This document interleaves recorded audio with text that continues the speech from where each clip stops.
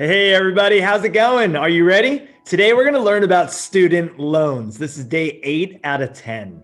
And I just want to be very clear. The goal of this video today is to, 1, educate you on student loans. 2, give you real examples and show you the numbers behind student loans. Number 3, to help you better understand how not planning may affect you later on in life.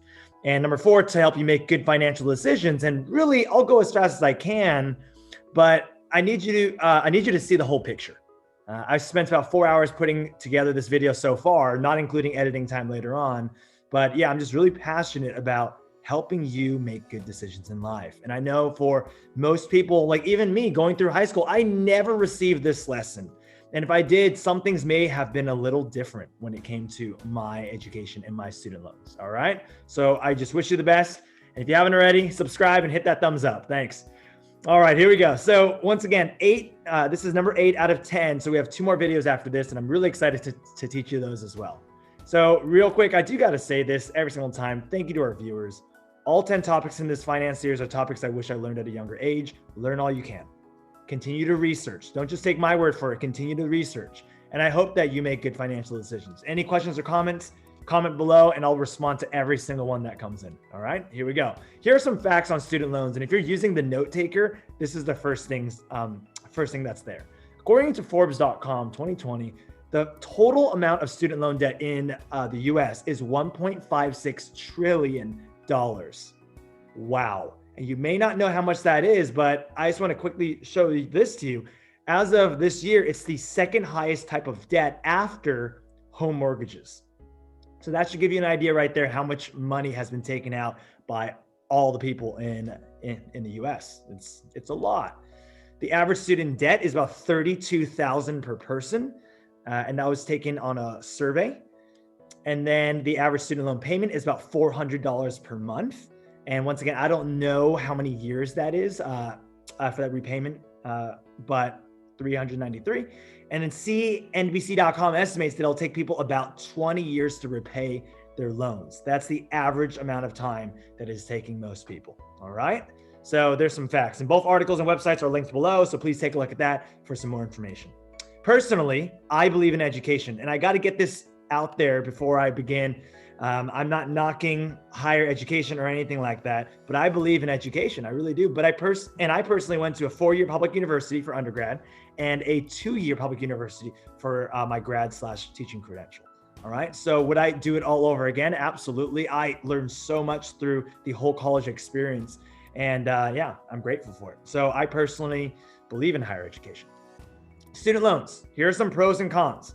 For the pros, you do get a grace period. So you don't have to pay, usually you don't have to pay any loans back until after about 6 months after graduation for federal loans. That's what they call a grace period. And another pro of student loans is more people can afford higher education, regardless of what background you come from. Money or no money, you can afford a higher education. Here are some cons. Do you remember how we talked about compounding interest? Well, this is the interest that's the bad kind. And usually it's about 5 to 7%. It all depends on what kind of loan you are getting, federal versus private, but that's what it is. Here's another con. It's actually very difficult to get rid of your student loans. Once you take out money for student loans, it's very difficult to get rid of it. So just letting you know, there's other types of debt that are easier to get rid of. Student loans is one that you have to understand. It's hard to get rid of it. And a lot of times for the bigger loans, you need a cosigner, and usually that's a parent or something like that. So if you don't pay it, their life and their financial life will also be affected as well. Here's some more cons. It can ruin your credit if you don't pay it on time or you forget to pay, which I've heard a lot about. And then if you don't pay it at all, or if you pay it late, they will charge you late charges, and they may just take your paycheck away. So that is something they can do depending on those loans that you get. Here are the 2 types of loans. And if you're taking notes, this is in your note taker. There's private and versus there's public. All right, so let's go through it. Private loans are from banks or credit unions, and usually they're higher rates. Okay, and not all of them are unsubsidized, which we'll talk about what that means in a moment. And you must apply for them on your own. So you got to go shopping, and you got to figure out which loan is the best for you. There's also public loans that are backed by the federal government that your university will most likely offer you. Okay. And these public loans are at a lower interest rate, about 3 to 7%. I noticed because of all that's been happening this year, they actually dropped the interest rate and, to make it cheaper for people to repay this year. All right. So once again, when I took out loans, it was at 7%, and I think they've come down. Public loans are subsidized or unsubsidized, which I'll talk about in a moment. I didn't even know what these two meant, even when I was in college taking out loans. So the university will most likely give you some options, and public loans are usually some of them.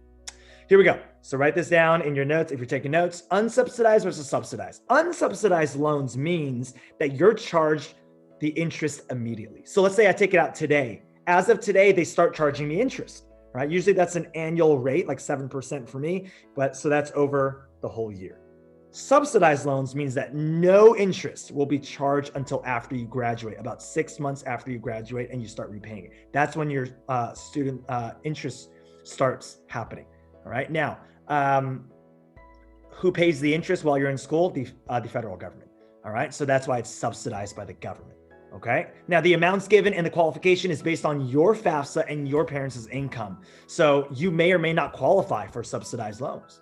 You may qualify for a little bit, but not all of it. So most people that I know have to take out subsidized and unsubsidized loans. There's something called the FAFSA for all you high schoolers out there. That stands for the Free Application for Federal Student Aid. And usually all college counselors or high school counselors tell you to do the FAFSA because even if you don't think you qualify, you may qualify for different types of loans. All right.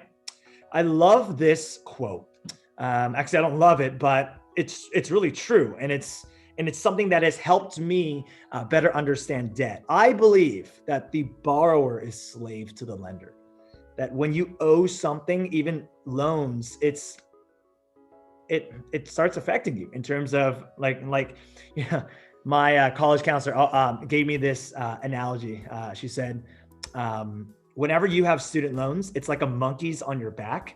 And every single time you get a new banana, the monkey gets a bite of your banana first. So it will always take your food first. All right. So just letting you know, student loans are no joke. And you do have to owe them back. All right, cool. Here's some advice. Tuition isn't only the fee that you pay when attending a college. Once again, I never knew this. I'm going to use UC Berkeley as an example. UC Berkeley is a school that a lot of my students strive to go to. It's a great public school. It's up in Northern California. But according to Google, if you Google what is the UC Berkeley tuition, it will tell you $14,000 or $44,000 out of state versus in-state. So in-state, $14,000 per year. However, for those of you who are preparing to go to college, you can't just look at tuition. You have to look at the whole picture. So if you look at their website, the sources, the admissions website for Berkeley, here's what it shows you. It shows you that same number, tuition, right? $14,254. And then you see that there's other charges. So you can use your parents' insurance up to, I believe, 25 years old. But if you don't, or if you don't qualify for it, or if it doesn't meet their expectations, you're going to have to buy student health insurance from them. So there's a cost right there. Look at that, room and board. So if you stay in their dorms, it's going to cost more money. And if you eat in their dining halls, it's going to cost more money. Take that into account whenever you're thinking about going to a college. Food, books and supplies, personal expenses. What do you need? Transportation, having a car, having a parking permit on campus, etc. All right. So keep in mind that, that number down there, take a look. That's the estimated total. If you are a resident versus non-resident, when you live on campus, is way different than that number you see there on top for the tuition. So just keep that in mind. And I just want to point that out for you. Yeah. So for those of you who remember my day 3 podcast on the value of money, I talked about, let's say you worked one whole year, full-time, 40 hours a week, 50 weeks a year, you would take home after taxes about $20,000 per year. So when you look at these numbers down here, and this is per year, and by the way, can tuition go up every year? Yes. Right? So just keep that in mind. So let's just say you are paying $40,000 a year, $20,000, right? So that's a lot of money. $40,000 is a lot of money per year. Okay. I also want to show you this. This was from my first podcast on compounding interest. Remember this? How 16,000 became 2.2 million and 78 became 1.5 million. So the same thing about compounding interest, but now interest will take suit in your student loan, and you're going to have to pay way more than you think you're going to probably have to pay. Okay. So I just want to quickly go through this. Now I'm going to take a few numbers here. I'm going to take the top number, I'm going to take the two bottom numbers. Okay. And I just want to show you three examples. Let's say you paid just tuition and you stayed at home, or you stayed off campus and you just found a cheap living situation or something like that. $14,000 times 4, that's about $57,000. And when you look at that number, you're like, okay, 57 isn't that bad. It's a lot of money, but it's not that bad. But remember, let's say you take the average, right? 20 or 30 years. Let's just say 30 years for this example at 5% interest, right? And you may be able to get a better deal, or you may be able to pay it off early, but let's just say you don't pay it off early and you take the whole 30 years, the total repayment is $110,000. It's almost double. You see that? Versus person two, let's say you do room and board, $158,000. That's not the full number. Remember, always take into account the interest if you're taking out a student loan. I know some of you will not take out student loans because your parents have saved for you, but I understand that that's not everybody. $158,000 is actually $305,000. $277,000, this is out of state, is $535,000. Wow. Okay. All these figures have been calculated with Smart Asset Student Loan Calculator, and I'm going to link that below. So for all you people who are going into college or in college, you can calculate how much your repayment is going to be based on how quick you pay it and your interest rate. Okay. So my advice to you, don't just look at the total cost. If you're taking out loans, look at the total cost plus interest on loan. So the point I'm trying to make, don't just look at that number right there. Look at that number down there, or whatever number you, so once again, plug it into the calculator and you do your own math there. But it's a different number when you take a look at the interest. That's going to affect your student loan. Now, I just want to give you some examples here. The public university that I went to was $7,500 per year. And it was a very good university. And I'm very glad that I got in and I went there. So that's about $30,000. But understand that 10 years later, look at that, 2008 versus 2018, the tuition at the same university is almost double. Do you see that? It is double, actually. So now it's $62,000. Okay. So my advice to you, will college tuitions keep going up? Yes. And you have to understand that inflation is real and stuff like that. When I got into that university and I was paying $7,500 a year, I remember the seniors at this university, they told me like, wow, you're getting ripped off. Because when I was a freshman, I paid about $4,000. So do you see how it keeps going up? So get in, get out, figure it out quick. Okay. Some popular private schools as of 2 years ago, it's probably more now. There's a popular private school here in Southern California. It's $58,000 per year. That's $232,000. Wow. And that's before the interest if you're taking out a loan. So here's my story. And some of you know my testimony and my story and my background. So I was actually on my own since the age of 18. And I worked full-time throughout college. It was tough. And all my paychecks, I spent it on my rent. I got very lucky. Some people helped me out. I paid about $150 to $400 per rent. So my rent was very low. Yeah, so just some tough times, and maybe I'll go into that in a future video if you don't know my background. But it was some tough times. And I had to take out about $20,000 of loans. Now, here's some more. After graduating with my teacher's credential, I got a full-time job and I paid off my $20,000 loans in about 5 months. Wow, I did not inflate my lifestyle. I just kept going. And I'm telling you, I just went for it. And I said, I don't want this monkey on my back anymore. I'm just going to pay it all off. They gave me 30 years to pay it off. I paid it off in 5 months. And that's because I looked at the interest, 7% on that 20,000. And I said, I don't want to pay any more than I need to. But even after I paid off my loans, see that at the bottom? I kept living like a college student. And I started saving for life. And I'm telling you, that was probably the best decision. Could I have gotten a nicer car? Yes. Could I have lived in a nicer place? Yes. But I chose not to, because I understood that, hey, one day I'm going to need this money, and I'd rather invest it than spend it on things. Okay. So that was my personal way. You don't have to do that, but that's my story. So my original plan, for those of you who know, is I was actually en route to go to dental school. And one of the dental schools that I was actively considering at the time, this is 2012 when I graduated college, $90,000 per year. Wow. And that was not including, no, sorry, that was including room and board, I believe. Yeah. So $90,000 per year, that's $360,000. So even if you look at that number 360, you're like, well, that's not that bad. Well, I was looking at the interest on the loan is 7%. And I just want to show you what that looks like. If you paid in 10 years, that $360,000 becomes $501,000, but then you'd have to pay $4,100 per month. And most people I know cannot afford to pay $50,000 a year for their student loan repayment. That's just really tough to do. It's possible. If you really try for it, it's possible, but it's tough to do. So most people take the longer repayment. So let's just say 25 years, that 360,000 became 825,000. So that's about 2,500 per month, which is still a lot of money, but it's so much better than 4,100. Okay. So I'm going to show you how this all works. So let's just say I did go to dental school and I got out of school around 25 years old and I started practicing and I hustled. So let's just say, as a dentist, so you're a doctor now, so you get more money. So let's just say I earned $120,000 starting salary. I know dentists can make way more than that, but I'm just saying $120,000 starting salary. If I plug this into this California income tax calculator, and as you can see there, 120,000 isn't really 120,000. After taxes, it's about $83,000.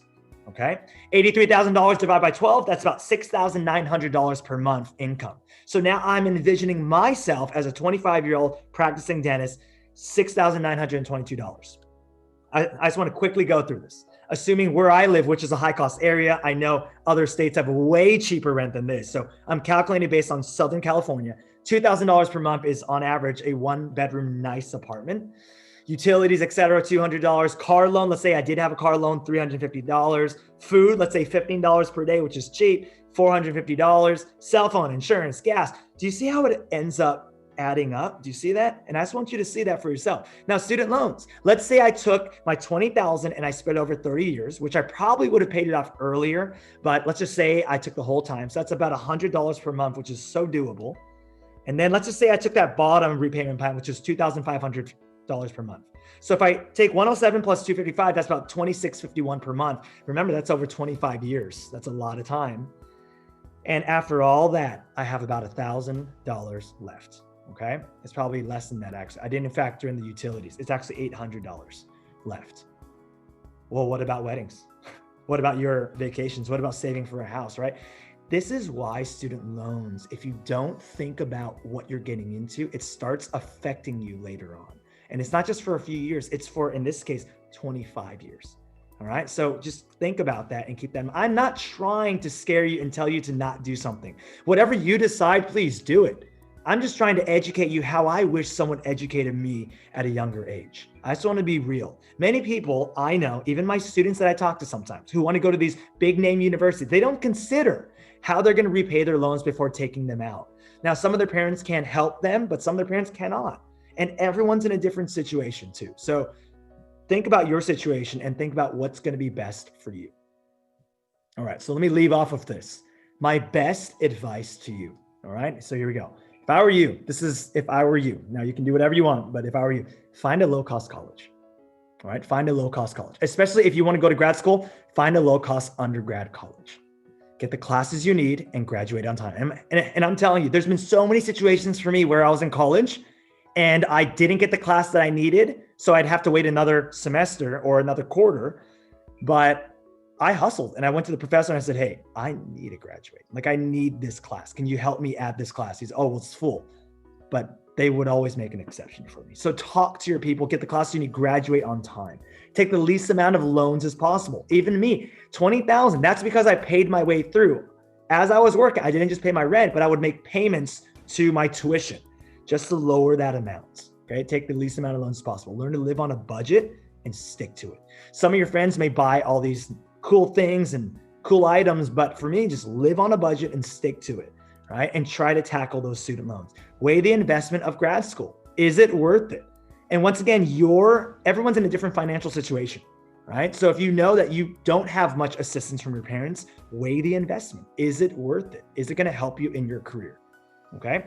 And finally, talk to your parents about your family's financial situation. When deciding to take out loans, use a loan repayment calculator linked below to see how much it'll be after you graduate. You got to plan ahead. Don't get caught up, and this is my personal opinion, don't get caught up in going to the best name university. Look at the whole financial picture and see how it's going to affect you later on. Just because you're admitted doesn't mean you need to go, okay? This is my opinion. And understand that colleges are a business. Sorry, I work for one, so I get it, but colleges are a business.